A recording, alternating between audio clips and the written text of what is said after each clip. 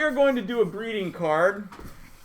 If you look up on the screen, this is like a general setup, and I am going to here, Dan, I'll throw a couple of these around. You don't have to, that way you don't have to touch them. Going in my clean, pristinely clean hands that have touched these. You have to share them. I didn't put one out for everybody, so I guess some of you will have to share, but that's all right. You get the idea. You've seen this concept before, right?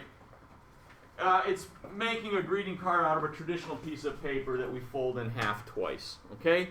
There's no cutting or gluing involved. I'm going to talk to you real quick about how we set this up. I'm going to talk to you about guides, okay? We're not putting this text on. You're going to do your very own. So just watch, don't do. You're going to have plenty of time to do, but I want a new file. It's going to be 8 by 10. It's going to be in a vertical 150. All right, that's basically where I'm going with this. So now, if you don't have rulers, Command R is the shortcut for bringing up your rulers. Command R. There are my rulers. I'm going to drag out. So half of 8 is 4. Very good. So I just got a guide. I grabbed that guide by coming all the way out to the ruler, clicking and dragging, and that gave me a guide. Same from the top ruler. I'm going to click and drag. Half of 10 is 5. Right. So now I have these 4 by 4 areas, and I know that these are where I'm going to put the elements of my greeting card. Now I've already figured out for you what things go where. So if I look back over here, this is going to be the outside of the card. It is upside down, okay? We're not going to make it upside down. We will turn it upside down later. This is the inside of the card. That means on the left-hand side here is the other inside, but you don't have to put something there. And that means this upper right-hand corner is the back of the card. Once again, you don't have to, but you can put things there. We're just going to concentrate on these two corners, the outside and the inside, okay? So now that we know about guides, all right, you drag them down from the rulers. They're invisible. All right, if I was to print this, it would just be a white page. Those blue lines are just invisible guidelines. First thing I want to do is I would like to put some sort of image in there. I have decided that this will be a birthday card, so I would like some birthday cake. Your greeting card can be any kind of holiday or any kind of celebration you'd wish. Happy Corona Day, happy COVID, hope you're still alive. I'm not really sure what your greeting card is going to be. It's going to be your choice. I'm going to type in birthday cake and watch what happens. Miss Rady, we've Googled before. We know what happens when I go to images of birthday cake. Yeah, I get the whole world's worth of birthday cakes. But photos are okay, but I would rather not work with photos because I want to get rid of certain backgrounds and things. So I'm going to type next to that clip art. Birthday cake clip art is going to give me cartoony looking stuff, which is really what I'm looking for. And a nice cake, something. I don't know. This one's fine. I'm going to write. Actually, that'll have some weird. This is going to have this gray and black checkerboard pattern behind it. So I actually don't want that one. I'll take this one. I'm going to right click and say copy image. Now before I did say you could look for large images, but since I'm working in the quadrant of this, I knew it's going to be relatively close enough to size for what I'm doing. I'm just going to scale it up and put it there. Alright. Now let's overlook at layers. So that once I copy and paste it, that's on its own layer. The background, it's kind of boring to have a square here of white. So I would like to put a gradient of color in there. So if I go there and find something festive and decide to put a gradient right in that corner, and I say, let's just turn this off for a minute, and I say let's put this gradient right in here, it goes over the whole page. I would like the gradient of color just to be in this square. How do you think we would do that? What's that? Well, yeah, dragging, you think maybe you can drag somewhere else. No, we have to select just this area. I'm going to do that with the marquee selection tool. I'm going to just start at this corner, drag down until I have this basic rectangle. Now if I go to my gradient, I'm going to make it a radial gradient. That means it'll be like a radius going out. And there we go. Now I got some festive looking stuff there. There are other options of colors here, and if you don't have, you should have some, you know, like, yeah, so here's like blues, all in shades of gradients of blues, gradients of purples, pinks. Let's look at some pinks here. That one's kind of neat. Let's do this one. Does that work? Yeah, that kind of looks good with that. What's that? A blue would look nicer, I know, but I'm gonna use yellow letters. So yellow lettering goes pretty good with the cake.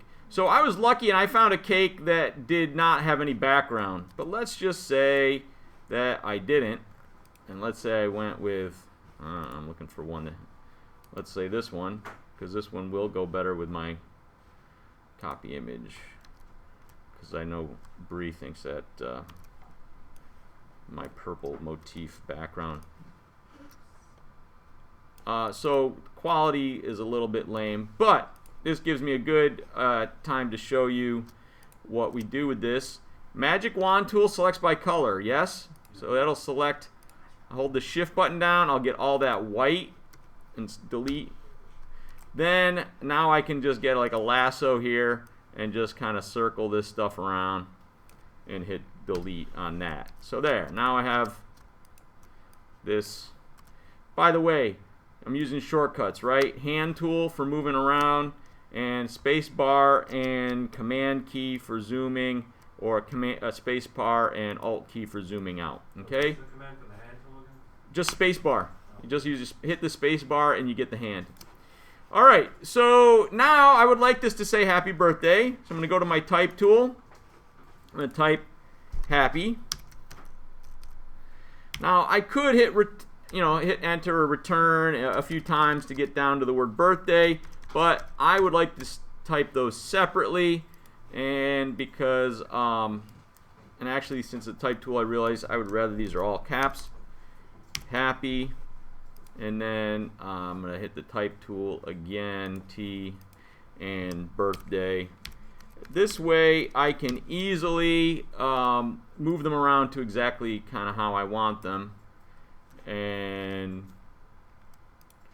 move them, So all right, maybe I want to stretch this one out, so I can stretch this one out. I'm holding my shift button down, that way I can kind of drag it.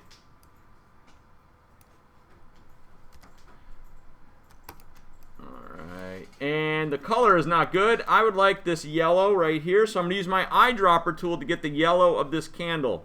So the eyedropper tool over here, going to click in the yellow, and I'm going to hit I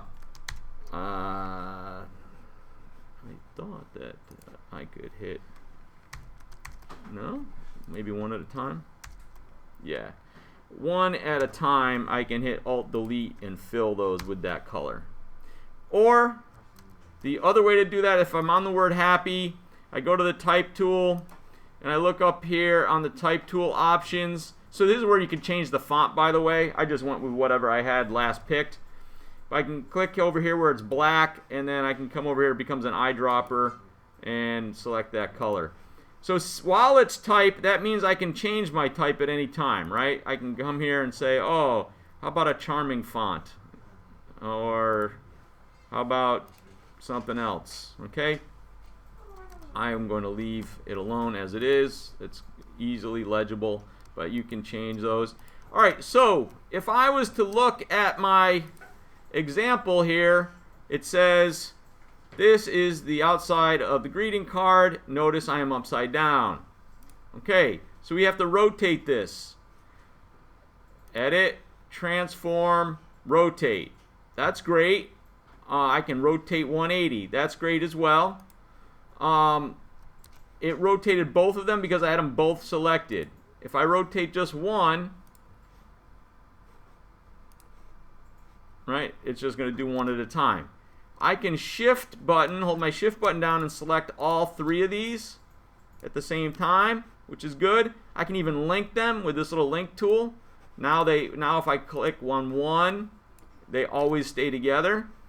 And I can go to edit, transform, rotate 180, and there it is. Rotated nicely. That's the cover of my greeting card. The inside, right? Inside is just normal.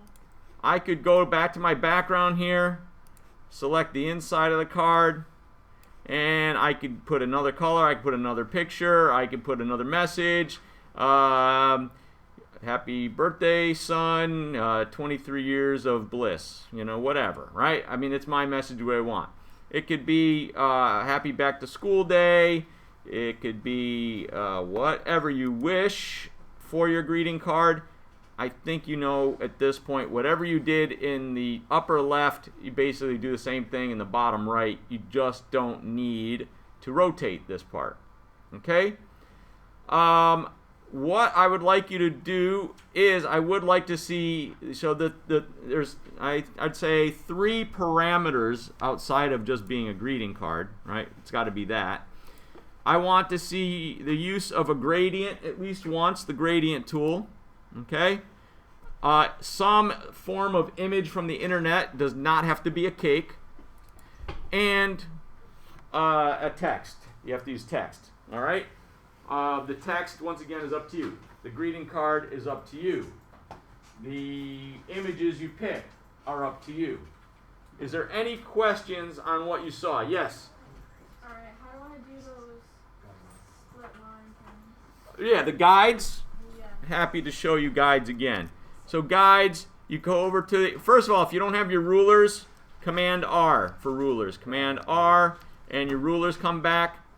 And then you drag out from the side, from the left to get a vertical, and you drag from the top to get a horizontal. And you set those at 4 and 5 inches. I did give out those greeting card samples. You can be happily just pick one of those up and look at it. If you forget how things should be laid out, it's got rulers. It's it's got information on that card right there. If you still are concerned about finding images, just whatever. Let's say I'm going to do an anniversary. It's my parents' anniversary. So I'm going to say anniversary clip art, anniversary clip art, and see what I get. Look at that. Images, happy anniversary. Although you're supposed to make your own text, but you could do that in the lower right. So you could use something like this on the front. Let's say I like this one right here. Right click, copy image. Go over to Photoshop, Command V for paste, and let's see our layers. Let's turn off the cake and the text. And so I say, yeah, I like that. I don't like the gray though, so I'm like, I don't like gray. What tool selects by color? The dropper, Magic Wand, the Magic Wand. Now remember, there's a quick selection tool, a Magic Wand tool, and an object selection tool. They're all underneath each other. You got to make sure on the Magic Wand, I'm going to click on the gray and then hit delete. Nice, that is much better. Oh, watch this. Let's undo. It'll be a little tricky because of this, but I can do this with my Magic Wand tool. I'm going to set the tolerance down to 20. I want to make sure it only gets the grayest of gray. And then if I go up here and say select select similar, it's going to select similar shades of gray. There it is.